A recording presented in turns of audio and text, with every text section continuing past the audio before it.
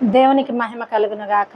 లేఖనాల ద్వారా దేవుడు మాట్లాడుచున్నాడు. చూడండి, అందరూ ఏకముగా కూడి మరి పరలోక రాజ్యములోకి చేరుట కొరకు మరి అబ్రహాముతో కలిసి, మరి ఇసాకుతో కలిసి, యాకోబుతో కలిసి మరి పరలోక రాజ్యంలో మనం కూర్చుంటున్నామా అన్నది లేఖనాల ద్వారా తెలియపరుస్తున్నారండి.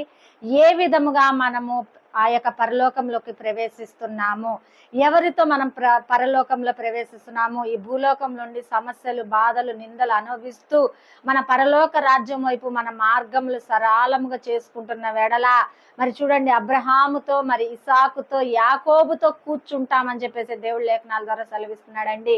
చూడండి, తూర్పుకి పర్వటకి మరి ఏ విధముగా అయితే దేవుడు ఏర్పరచుకొని ఉన్నాడో అదే విధముగా మరి అనేక మంది ప్రజలు ఆయన చెంతకు చేరి పరలోకములో మరి అబ్రహాము గారు, ఇసాకు గారు, యాకోబు గారు ఏ స్థానంలో కూర్చుంటారో మనము కూడా ఈ భూలోకంలో నిందలు, అపనిందలు, కష్టాలు, శ్రమలు, వేదనలు పడుతూ మన శ్వాసము కోల్పోకుండా మనం ముందుకు కొనసాగుతుంటాం. చూసారా, వారందరము కూడా వారు కూర్చున్న స్థానంలో దేవుడు మనల్ని కూర్చోబెడతానని చెప్తున్నాడండి.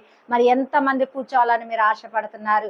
ఎంతమంది నిందల వైపు చూడక పరలోకంలో గొప్ప స్థలం కావాలి, గొప్ప స్థానము కావాలి అని చెప్పేసి మనము ఆశతో ఎదురు చూస్తున్నామో, మరి భూలోకంలో సమస్యల వైపు, నిందల వైపు, మరి అనేకమైన ఆర్థిక పరిస్థితుల వైపు చూడక పరలోక రాజ్యం వైపు చూసుకుంటూ, శ్రమలను ఓర్చుకుంటూ, నిందలను ఓర్చుకుంటూ మనం ముందుకు వెళ్ళిన వేళల మనము కూడా ఆ స్థానంలో కూర్చుంటామని